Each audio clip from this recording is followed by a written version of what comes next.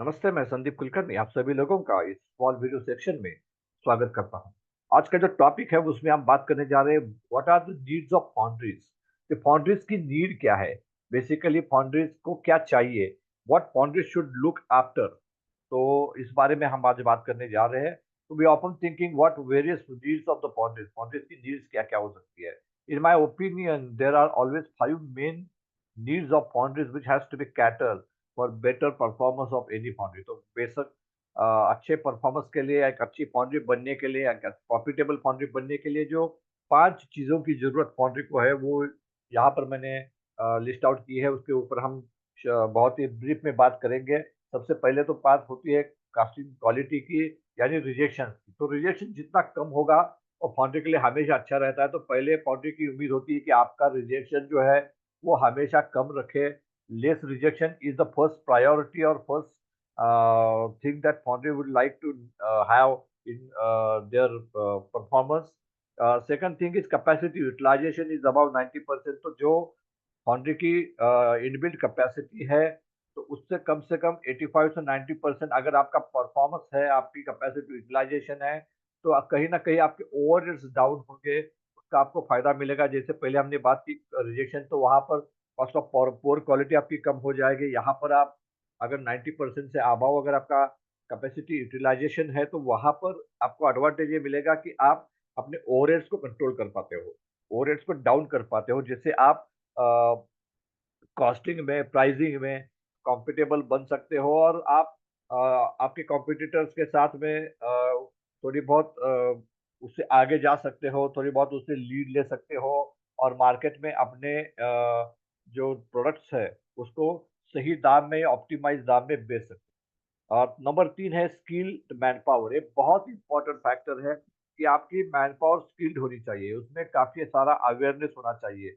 Quality के बारे में, प्रोसेस के बारे में, सर्विस के बारे में, कस्टमर सेटिस्फेक्शन के बारे में। तो ये स्किल्ड मैन पावर, उनके पास स्किल होना चाहिए अच्छे काम करने का। अगर वो स्किल नहीं रहेगा तो रिजेक्शन अपने आप बढ़ेंगे, ब्रेकडाउन्स रहेंगे, प्रोडक्टिविटी लो रहेगी। तो स्किल्ड मैन पावर बहुत इंपॉर्टेंट है। अगर आपको पहले दो चीजें हासिल करनी है तो skilled man power is very very important. तो उसके लिए आपको ट्रेनिंग्स देने पड़ेंगे, लोगों को अवेयरनेस देना पड़ेगा, रिसोर्सेज प्रोवाइड करने पड़ेंगे, अच्छी मैन पावर को रिटेन करना पड़ेगा। ये बहुत ही इंपॉर्टेंट फैक्टर है जिसे आपको यहाँ पर देखना है कि किस तरह से मैं इस बात को, स्किल मैन पावर को अचीव करूँ, स्किल मैन पावर को लेके आऊँ, जो मैन पावर मेरे हाथ में है उसका स्किल कैसे इम्प्रूव करूँ। इन सारी चीज़ों के ऊपर आपको फोकस करना पड़ेगा। Cash flow for running foundry is very important again. Cash flow कब आपका अच्छा रहेगा? जब आपका रिजेक्शन कम रहेंगे, जब आपका कैपेसिटी यूटिलाइजेशन अच्छा रहेगा, तब आपका कैश फ्लो अच्छा रहेगा। तो कैश फ्लो बढ़ाने के लिए आपका परफॉर्मेंस, आपका आपकी इफिशियंसी फाउंड्री की अच्छी होनी चाहिए, वेस्टेजेस कम होने चाहिए, कैपेसिटी यूटिलाइजेशन आपका अच्छा होना चाहिए। तो cash flow is very important.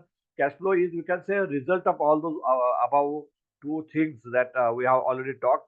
तो वो एक बहुत इंपॉर्टेंट चीज है कि कैश फ्लो अगर आपका अच्छा है तो आप मटेरियल को भी थोड़ा सस्ते में ले सकते हो, because you can taking material on lesser, we can say, lesser terms and condition. तो उसके वजह से आपको थोड़ा मटेरियल सस्ता मिलेगा, उससे आप और कॉम्पिटेटिव बन जाओगे मार्केट में। तो ये बहुत इंपॉर्टेंट है कैश फ्लो।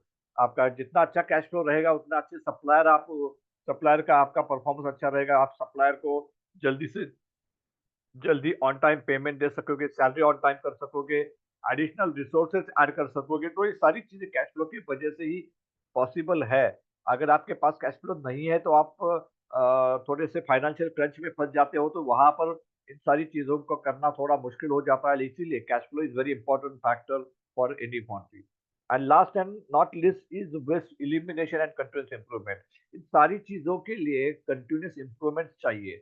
सारी चीजों को आप आज जहां पर है वहां पर कल भी नहीं रहना चाहोगे, एक स्टेप आगे अहेड जाना चाहोगे। तो ये बहुत इंपॉर्टेंट है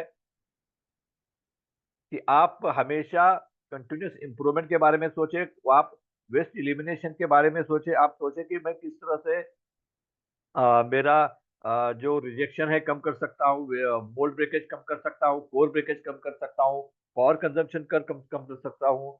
इन सारी चीजों के ऊपर अगर आप फोकस करोगे, वेस्ट के ऊपर काम करोगे, कंटिन्यूस इंप्रूवमेंट के ऊपर काम करोगे, तो डेफिनेटली आप एक अच्छी फाउंड्री बन जाओगे और मुझे लगता है कि ये 5 जो गुरु मंत्र है, जैसे मैंने कहा कि रिजेक्शन कम करना, कैपेसिटी यूटिलाइजेशन इंप्रूव करना, स्किल्ड मैनपावर को डेवलप करना, उसे रिटेन करना, कैश फ्लो को अपना बनाए रखना, कैश फ्लो को और ज़्यादा इंप्रूव करना और सबसे इम्पोर्टेंट है कि वेस्ट एलिमिनेशन करके कंटीन्यूअस इम्प्रूवमेंट के माध्यम से अपनी फाउंड्री की ग्रोथ को बनाए रखना। इन सारी चीज़ों को अगर आप करते हो तो डेफ़िनेटली आप एक दिन बहुत बड़ी फाउंड्री बनोगे, इसमें कोई शक नहीं है मुझे और उम्मीद है कि ये वीडियो आपको पसंद आया होगा और आप इस पंचसूत्री को अपने फाउंड्री में भी इस्तेमाल करोगे और एक अच्छी फाउंड्री बनाने के लिए डेफ़िनेटली इसका आपको फ़ायदा मिलेगा। इस उम्मीद के साथ मैं इस वीडियो को खत्म करता हूँ। बहुत-बहुत शुक्रिया। Thank you very much.